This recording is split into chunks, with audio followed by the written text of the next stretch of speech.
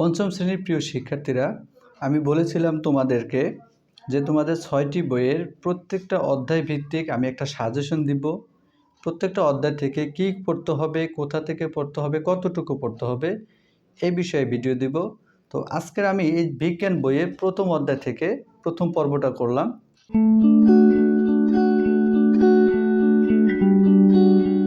তো বিজ্ঞান বইয়ের প্রথম পর্বে প্রথম অধ্যায় নিয়ে আমি আজকে আলোচনা করব।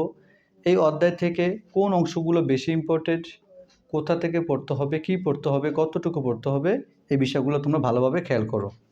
প্রথম অধ্যায়টার নাম হচ্ছে আমাদের পরিবেশ। প্রথমে আমাদের একটা প্রশ্ন আসতেই পারে যে পরিবেশ কাকে বলে, পরিবেশের উপাদানগুলো কি কি। এখানে জীব ও জড় বস্তুর মধ্যকার সম্পর্ক, জীব কাকে বলে, জ্বর কাকে বলে, জীব জীব 5টি জীবের নাম, 5টি জ্বরের নাম, এভাবে প্রশ্ন কিন্তু সংক্ষিপ্ত প্রশ্ন আসতে পারে। এরপর দেখো তোমরা অনেকেই কিন্তু এই প্রশ্নগুলো খেয়াল করো না। দেখবা এই যে বইয়ের ভিতরে গোলাপি রঙের বক্সের ভিতরে কিছু প্রশ্ন থাকে, প্রতিটা পৃষ্ঠায় থাকে এরকম। যেমন জীব কিভাবে জ্বরের উপর নির্ভরশীল, এই প্রশ্নগুলোর উত্তর কিন্তু আমাদের বইতেই আছে। এভাবে বইয়ের ভিতরে এই যে বক্সের ভিতরে যেই প্রশ্নগুলো দেখবে, এই প্রশ্নগুলোর উত্তর থাকবে অপর পৃষ্ঠার সার সংক্ষেপে। সবসময় এটা খেয়াল রাখবে। এখানে প্রশ্ন ছিল জীব কিভাবে জড়বস্তুর উপর নির্ভরশীল। আমরা কিন্তু সবসময় অনুশীলনের প্রশ্নগুলোই নিয়ে কিন্তু আমরা ঘাটাঘাটি করি, জানি অনুশীলনের যে প্রশ্ন আছে এগুলি কিন্তু আমরা পড়ি, কিন্তু আমাদের রিডিং থেকে দেখতে হবে যে বইয়ের ভিতরে কোথায় কোনো প্রশ্ন আছে কি না। এগুলো কিন্তু বৃত্তি পরীক্ষার জন্য বিশেষভাবে খেয়াল করতে হবে। যেমন এখানে যে প্রশ্নটা, এই প্রশ্নের উত্তরটা হচ্ছে আমাদের এখানে যে এই যে সারসংক্ষেপে। তোমরা যদি এই প্রশ্নের জন্য সারসংক্ষেপটা পড়ো তাহলে উত্তরটা, তোমরা যদি এই প্রশ্নের জন্য এই সারসংক্ষেপের উত্তরটা পড়ো তাহলে কিন্তু হয়ে যাবে। এখানে দেখো আবার এই রিডিংগুলো থেকে কিন্তু সংক্ষিপ্ত প্রশ্নের জন্য বাছাই করে পড়তে পারো। যেমন বেঁচে থাকার জন্য মানুষ বিভিন্ন জড়বস্তুর উপর নির্ভর করে। আমরা যদি প্রশ্ন করি বেঁচে থাকার জন্য মানুষ কিসের উপর নির্ভর করে, এভাবে লাইন বাই লাইন প্রত্যেকটা অধ্যায়ের প্রত্যেকটা লাইনে যদি প্রশ্ন করো তাহলে তোমাদেরকে সংক্ষিপ্ত প্রশ্ন, খালিঘর, সত্য মিথ্যা কোনো কিছুতে আটকাতে পারবে না।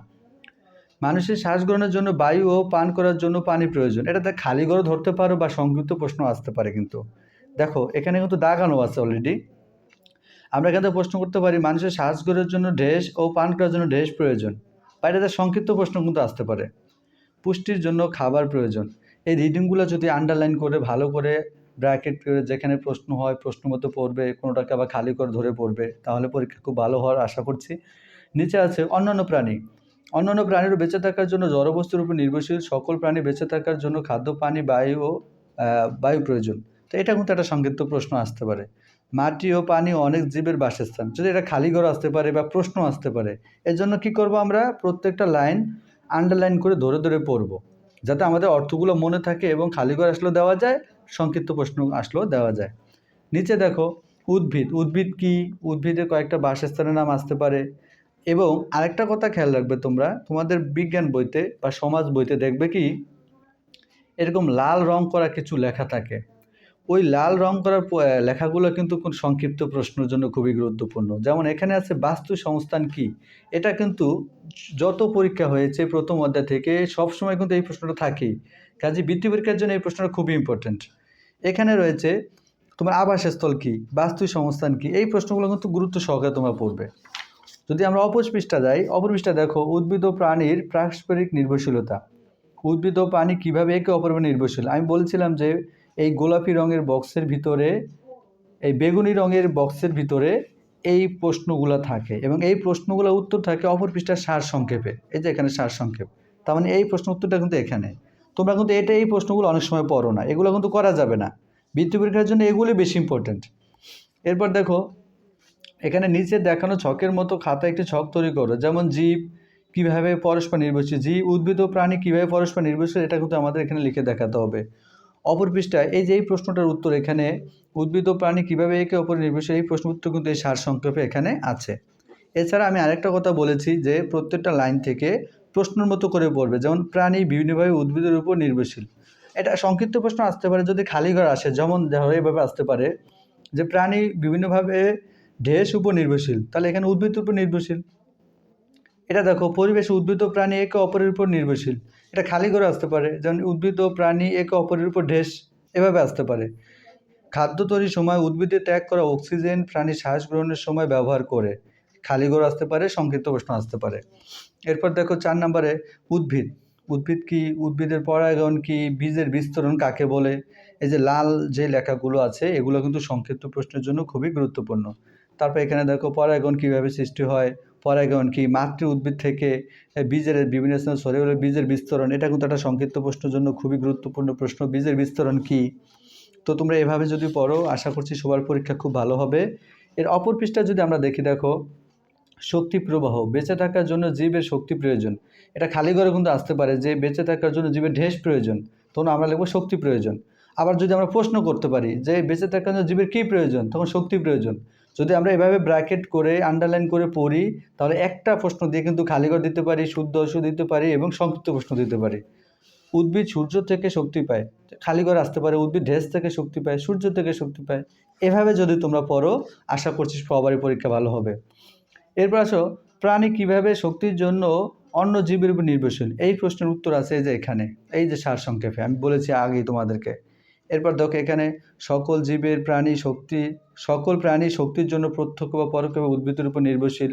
এটা একটা সংক্ষিপ্ত প্রশ্ন থাকতে পারে বা খালিঘর থাকতে পারে। লাল লেখাগুলো বেশি গুরুত্ব সহকারে পড়বে। যেমন খাদ্য শৃঙ্খল কী? খাদ্য শৃঙ্খল কীভাবে শুরু হয়? সবুজ উদ্ভিদ থেকে খাদ্য শৃঙ্খল শুরু হয়। খাদ্য শৃঙ্খল কোথা থেকে শুরু হয়?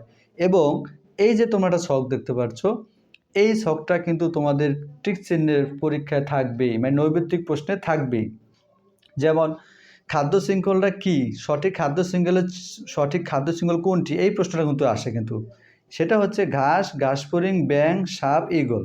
এই যে 5টা নাম, এই 5টা ছবি অনুযায়ী এটা কিন্তু থাকবেই তোমাদের পরীক্ষায়। সঠিক খাদ্য শৃঙ্খল কোনটি? ঘাস, ঘাসফড়িং, ব্যাঙ, সাপ, ঈগল। এটা হচ্ছে সঠিক খাদ্য শৃঙ্খলের উদাহরণ। এবার খাদ্য জাল কি? এই যে এখানে লেখা আছে, যে লাল লেখা আছে, খাদ্য জাল কি? খাদ্য জাল হচ্ছে, এটা এখানে দেওয়া আছে, একাধিক খাদ্য শৃঙ্খল একত্র হয়ে খাদ্য জাল তৈরি হয়। আমার মোট কথা, আমার পক্ষ থেকে যদি তোমরা বেসিক বুঝে পড়ো, মূল বইয়ের বাইরে থেকে কিচ্ছু আসবে না। মূল বইতে এমন কিছু পড়া আছে যেগুলো দিয়েও শেষ করা যাবে না। কাজেই গাইড বা সমাধান, বিভিন্ন ভিত্তিক গাইড সেটা পরে আলোচনা করো, কিন্তু আগে তোমরা বইটাকে গুরুত্ব দাও। বইয়ের ভিতরে যদি তুমি এই 1 পৃষ্ঠা থেকে যদি প্রশ্ন তৈরি করো, 1 পৃষ্ঠা থেকে কমপক্ষে 20 থেকে 25টা প্রশ্ন তৈরি করতে পারবে, খালিঘর তৈরি করতে পারবে, শুদ্ধ অশুদ্ধ তৈরি করতে পারবে। তো বইয়ের বাইরে আমি কাজেই বলবো বইটা বেশি করে পড়ো, বইয়ের বাইরে কিছুই আসবে না। এরপর দেখো তোমাদের অনুশীলনী। আমরা যখন রিডিংটা সম্পূর্ণ পড়ে নিব তারপরে তো আমরা অনুশীলনী অবশ্যই চর্চা করব। অনুশীলনী এই যে আমি যে কথাটা বলেছি যে সঠিক খাদ্য শৃঙ্খল কোনটি, ওই যে ঘাস, ঘাসফড়িং, সাপ, ব্যাঙ, সাপ, ঈগল, সেটা কিন্তু এখানেও দেওয়া আছে। এটা কিন্তু পরীক্ষা আসেই। বইয়ের যে টিকচিহ্ন আছে এগুলো তো পড়বেই। তারপর তোমরা যদি রিডিংগুলো পড়ে থাকো দেখবা এই যে সংক্ষিপ্ত প্রশ্ন বা বর্ণনামূলক প্রশ্ন আছে এগুলোর জন্য কোনো গাইড বইয়ের প্রয়োজন নেই। এগুলো কিন্তু রিডিংয়ের ভিতরেই কিন্তু উত্তরগুলো রয়েছে। তো প্রিয় শিক্ষার্থীরা, তোমাদের জন্য এই ছিল আজকে তোমাদের বিজ্ঞান বইয়ের প্রথম অধ্যায়ের সাজেশন।